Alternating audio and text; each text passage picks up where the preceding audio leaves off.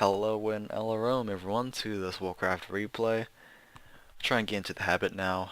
Keep on saying welcome in normal speak. Oh, not again. There we go. Animation's still not right. So it's gonna be hard to identify what's being built. Obviously Graveyard is easy to identify because there's those 5 pillars spawning up, but things like ziggurats, crypts, and whatnot is going to be a little difficult. Either way, this is game 2 of this WC3 series. Semi-finals, whoever wins this will be facing Rudan in the finals of ZOTAC 293. And currently the score is up 1-0 for Hawk. Hawk is going to be spawning as the blue human player on the bottom left, and we have Cechi, the yellow undead player on the top right. I don't know what it is with undead players and the color yellow. Tid favors yellow, Cechi favors yellow. Previous series we had HLA that was yellow, I think.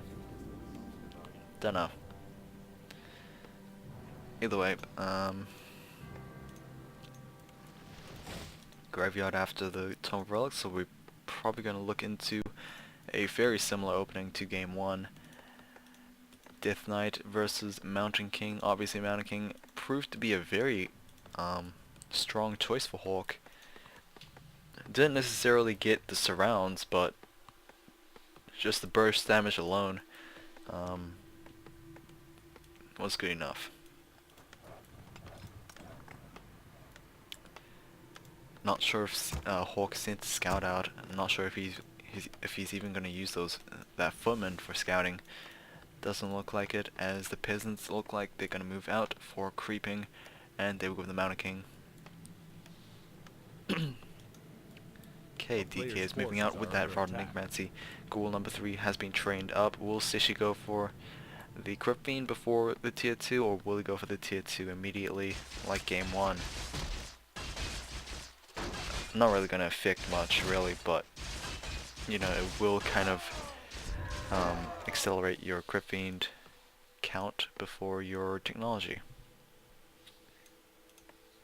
Doesn't look like Hawk will reach level 2 anytime soon, as the DK is proving to be a little bit more intimidating than I would have imagined. Oh, Cechi. Probably still a little agitated over that death coil on that sheep. Not like he could have saved that Crypt Fiend, but still, it's kind of funny seeing that sheep being taken out by the death coil. Long distance creeping coming in from those militia, so level 2 on that Mountain King. It looks like he will be able to pick up a Cloak of Shadows. So, very nice item actually. In conjunction with either an Invulnerability Potion or a TP Staff, Mountain King can actually go after these Acolytes like he did in game 1. And now it's nighttime, so we might be seeing that as well. TK still not getting a bit of experience. He already used up two charges of the Rod Necromancy, but still no kills. These 2 skeletons are going to be taken out momentarily, and it looks like Hawk is going to go for an early expansion as well. Ooh, Rock Golem is going to boulder one of those skeletons. Pretty much Cechi helping Hawk a bit, as he pretty much soaked up some of the damage for him. Death Coil is going to be taken down by the Death Knight. That's going to be the first batch of experience, but it's not enough to compensate for not getting any kills so far. Apparently peasant death animations non-existent either. Skeleton still not able to get a peasant. They will go with 1, but we did have a surround off on that Death Knight, so nicely done from Hawk. He did lose a couple of peasants in that fight, but he was able to make his opponent burn that TB scroll immediately. Currently 3 Crypt Fiends for Cechi right now. Tier 2 is nearly completed. I think since Amazoni is so small, I think he will go for that Lich before tier 3. But who knows really. Hawk is probably going to place down his Town Hall very soon. Just needs a little bit more gold. But yeah, in game 1 we pretty much saw how powerful a full tier 3 army is.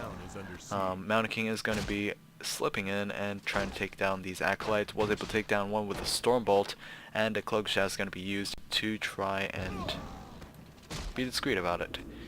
Taking down another acolyte in the process. Halls of the Dead has been completed, and that will enable those acolytes to be reproduced again. Not much damage coming in from that Halls of the Dead, but pretty much the slow is the major factor here. Then we go with the bash, so he might be able to get this kill. Cechi already losing about 3 acolytes so far. 4 will be taken out as well, and TP's coming in for that Mountain King. 1 guard tower was destroyed. A Stormbolt. Deathcore is going to save that Crypt Fiend, but only for a couple of seconds. And here we go once again. This Footman is kind of low, but I don't think DK is going to go for a killing blow. There we go, as he did heal up that Crypt Fiend, but once again it's kind of in vain. We have ghouls being pulled off for Cechi. Not sure why those ghouls are pulled off really. That's going to be absolutely no lumber harvesting for Cechi. Until he gets those ghouls back, but I think Cechi was actually trying to go for a desperate all-in push against this expansion. Obviously it failed. +6 claws on the DK, plus nope, no claws on that Mountain King actually. Boots of Speed and a Cloak of Shadows still, so he is still hanging on to that item. Arcane Vault is being placed down as well. Hawk looks like he will be able to mine out fully this gold mine. Hawk's main base looking very vulnerable, but because it's so close to his expansion, don't think it's really a problem. Are under attack. Lich is being trained up, and a slaughterhouse is being built as well, so Cechi might not go to tier 3 for quite some time. Flying sheep. Still being weird as ever. Level 3 on that DK, so we're gonna have level 2 Death Coil. Yep. Another Rod of Necromancy, so Rod of Necromancy is actually a very expensive item, as it costs 150 gold, so that's yeah, it's kinda insane. Obviously a very good item, but still, you know, you generally see undead players constantly buy that item and not take a second gold mine, so you can see why it's kind of hard to play undead. You gotta make sacrifices. Frost Armor once again coming for that Lich. Obviously a very good ability when fighting against that Mountain King. You generally don't see very good results if you take Frost Nova, especially since Death Coil is not really going to be used for a damage ability. Once again, Mountain King is going to move out alongside with Footman though, so we'll be able to make something out of this maybe. Acolyte's going to be pulled off. So far only 1 was taken out. This one looks like it will be taken out, and maybe a Stormbolt. There we go. Number 3 is okay. So far 3 acolytes taken out once again. Cechi forced to make more acolytes to replace, and pretty much Hawk hasn't really lost anything. Here we go with the Mountain King. Was able to regenerate some mana from that Clarity Potion. Stormbolt coming in on that Crypt Fiend, and Sacrificial Skull on top of this area, so it's going to be a very difficult fight for actually Hawk to fight on, but he was able to push Cechi away, but Cechi will be able to turn around and fight once again. One peasant taken down.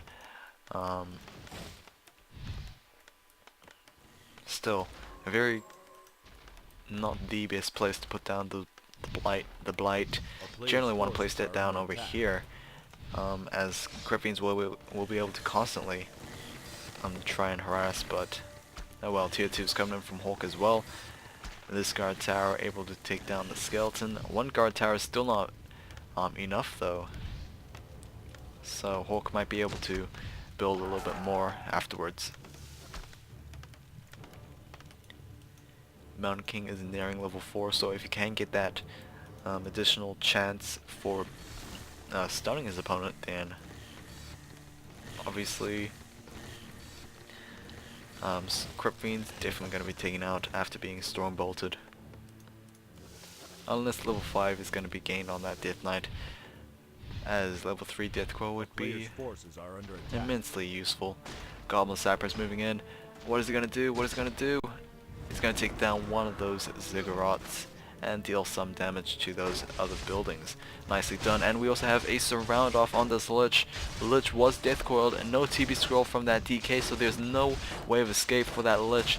Lich looks like he will be taking down no mana on that Death Knight either, and at level 4 on that Mountain King. Was able to Stormbolt this Crypt Fiend as well, and a Bash proc as well. But it looks like this Crypt Fiend will be able to survive.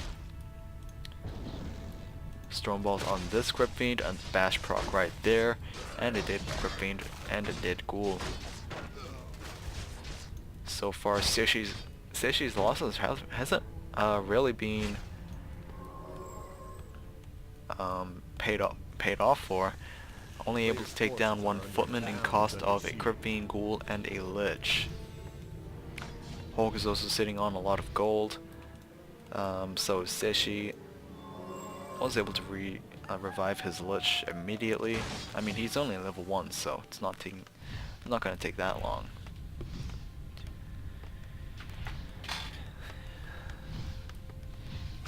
And a Paladin once again is going to be joining this fight. We're also having Castle Tick being upgraded and Double Sanctum, so kinda not going for the route of the game 1 composition, but we're still going for Castle Tick. I think Hawk might be going for a third hero, but who knows. Either an Archmage or more likely a Blood Mage, as Hawk will generally cover all bases of sustainability, really. Taking mana from his opponent, giving it to the essential heroes, and then Paladin able to give out the heals. Maximum sustainability, really. However, will he get that Blood Mage out before his expansion gets destroyed? Meat Wagons are available for Cechi. Was able to take down the Arcane Vault, and it looks like Cechi's not going to go after that main base, really. We have double Spellbreakers being trained up as well, so +1 upgrades. How will mass Spellbreakers work out? I am very curious. Obviously they won't be affected by the Frost Armor either way, as they're not really melee and they're kind of immune to spells, so yeah. But better question is, can they get the range on those Crypt Fiends? Obviously Stormbolt is going to be essential, but you know, when the Mountain King does not have mana, then obviously that's going to be a problem. By the way, Death Coil's coming in left and right from Cechi, but he no longer has mana. This Crypt Fiend's going to be taken out, and this Meatwag is going to be destroyed as well. Malicious was pulled off just for that sole purpose, and it looks like they've accomplished their goal. Spellbreaker is going to be healed up. This Footman, it's going to be taken out. Paladin can't save everyone. Tier 3 and a Blood Mage is indeed being trained up. So obviously that's going to be horrible news for Cechi, really. Lich is nearing level 2 and the DK is nearing level 4. But the more mana he has, the more available mana he, can be stolen from that Blood Mage. We also have Staff Sanctuary on that Paladin, so those units will be able to benefit from that. And the Blood Mage is out. Will he get the Banish, or will he get the Siphon Mana? There we go, the Siphon Mana, draining the mana on that Death Knight, and of course Stormbolt, very effective combination, keeping that DK in place for the Siphon Mana to take effect for a longer duration. Blood Mage not going to give any mana to his fellow heroes just quite yet. There we go, the Paladin. Paladin's going to be very, very happy. Stormbolt, one Crypt Fiend's going to be taken out. Cechi's been losing a lot of Crypt Fiends in this game. Not sure if that's a good sign, as I mean, he doesn't have an expansion and losing units is costly. Doesn't look like he can go the destroyer route either, as they can pretty much be shut down from the spellbreakers. Replenishment potion has been picked up on that lich. Zeppelin will be able to pick up those low hit point units. Oh, there's only one room for those statues. Will the statue be picked up? No, it will not, as it will be destroyed just before it was able to be picked up. The only anti-air available for Hawk is that Blood Mage, and he obviously cannot destroy that Zeppelin by himself. By the way, Hawk just has so many spellbreakers right now. Cechi is going to give the GG. That is going to be game. Obviously not by destroying his army, but just having a stronger army. So that's going to be game. It's going to be Hawk versus Rudan, a human versus Night Elf. So let's see how this will work out. I'll see you guys next time. I'll probably cast that series tomorrow.